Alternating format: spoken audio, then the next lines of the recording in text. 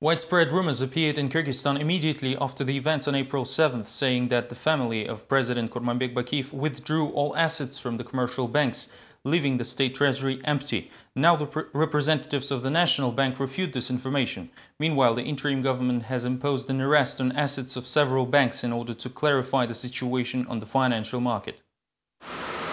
The arrest of Asia Universal Bank property and assets was introduced in Kyrgyzstan. Before the events of April 7th, the bank used to hold the money of a number of state organizations, including the Development Fund. Now concerned depositors demand to immediately return their savings. When exactly will they give us back our money? They keep lying to us by promising to open the bank soon. This is very alarming. The atmosphere is unhealthy. We have a feeling that they want to use our money for their own purposes. It is noteworthy that as soon as the power came to the hands of the opposition, its leaders declared that all operations at AUB and a number of other commercial banks will be conducted under the supervision of the National Bank. This decision was explained by the necessity to cut all potential channels of withdrawing assets from the country. The recalculation of funds is currently underway in all banks in any way linked to the family of President Kurmanbek Bakiyev. The National Bank reports that the assets exceed liabilities in all of these financial credit institutions, so investors have no reason to be concerned. Национальный банк призывает всех вкладчиков, клиентов, АУП и всех других банков. The National Bank asks all investors and customers of AUB and all other banks not to panic and stay calm. The banking system is stable while the liquidity is sufficient.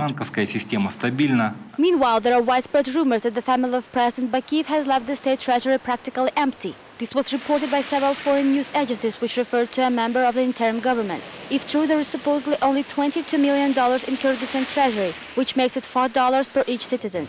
In other words, the country is bankrupt. The central treasury officials, however, assure that the people's money is intact. На сегодняшний день все те средства, которые были на счетах правительства в All funds that were on the accounts of the National Bank before the unrests are still there and are now controlled by the Finance Ministry. Meanwhile, the Development Fund reports that the Russian loan of $300 million received by Kyrgyzstan last year had been deposited at various commercial banks. However, right before the change of power, this money was brought back to the National Bank, as required by international financial institutions. Financiers insist that it was impossible to take the money out of the country. Businessmen of Kyrgyzstan set up a coordinating council which will act as an intermediary between the business community and new authorities. Top entrepreneurs ask the interim government not to make the same mistakes of its predecessors and to remember the interests of businessmen. The main current issue remains the compensation of damages caused by lootings on April 7th and 8th.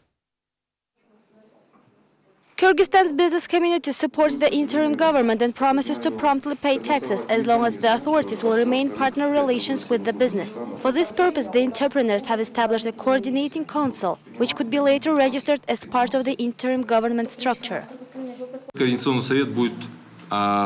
The Coordinating Council will report businessmen's unified opinion regarding the measures and steps to be taken in the compensation of damages after the clashes. In addition, we are ready to share our vision of the new constitution and can also share our expert opinion on the judicial system.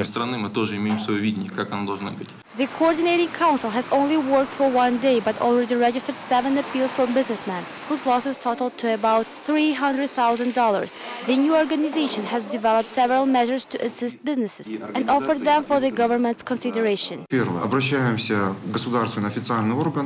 We ask the authorities exempt the suffered businessmen from taxes and any social payments. Also, the government should allocate them long-term preferential microloans.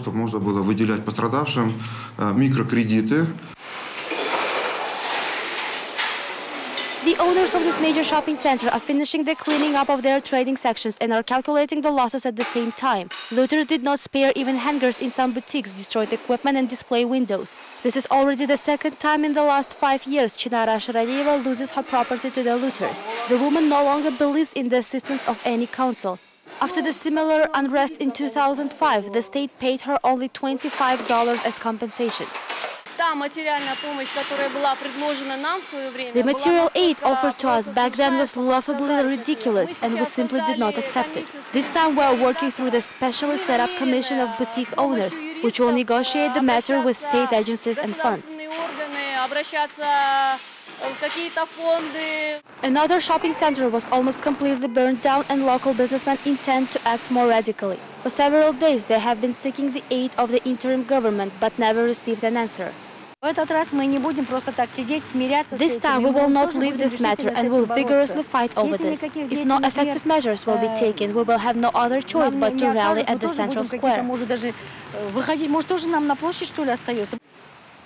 According to the preliminary data of the Coordinating Council, 90 businesses were damaged in Bishkek alone, with losses counted in millions of dollars. Investment attractiveness of the country is back to zero, as it was 5 years ago, which constitutes another severe blow to the economy of Kyrgyzstan. At the same time, when many Bishkek residents are still counting their losses, others are attempting to improve financial situation through illegal means. Just like after the Tulip Revolution in 2005, land grab squatters already appeared in the capital, trying to use the chaotic situation.